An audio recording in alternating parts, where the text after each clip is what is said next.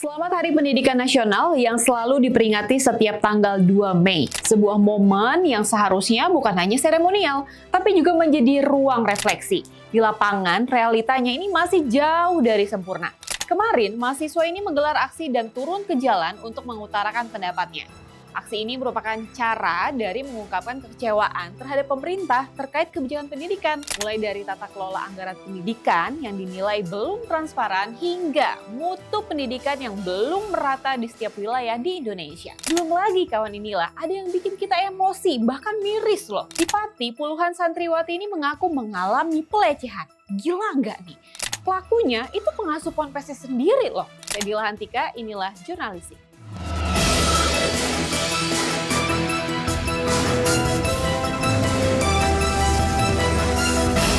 Puluhan santriwati pondok pesantren di kawasan Tulogowungu, Kabupaten Pati, Jawa Tengah ini mengaku telah menjadi korban pelecehan seksual oleh pengasuh ponpes berinisial AS.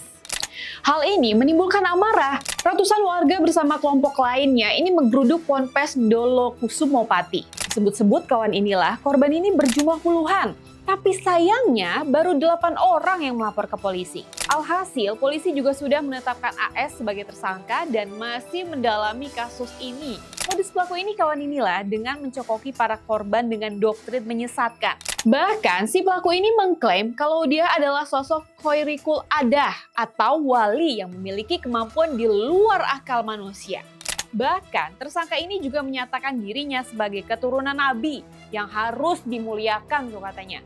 Ampun deh, istighfar deh kali ini ya. Yang bikin anehnya juga ya kawan inilah, kasus ini tuh udah viral dari 28 April 2026. Tapi pihak polisi baru memeriksanya kemarin dong, 4 Mei 2026 kemarin. Dan tersangkanya belum juga ditahan. Katanya sih pihak polisi ini memastikan tersangka ini tidak akan melarikan diri. Nah coba tuh, kenapa coba bisa kayak gitu?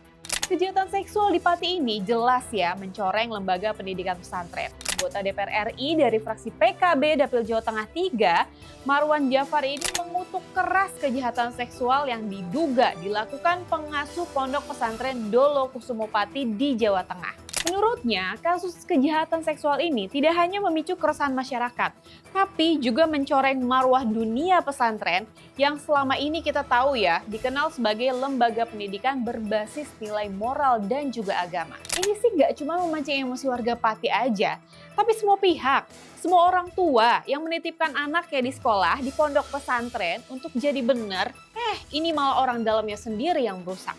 Coba deh kalau kawan inilah gimana pendapatnya soal ini? Tulis ya tanggapan kalian di kolom komentar. Saya Dila Hantika, jangan lupa untuk like, share, komen, dan subscribe channel YouTube inilah.com. Dan sampai jumpa di Jurnalistik selanjutnya. Assalamualaikum warahmatullahi wabarakatuh.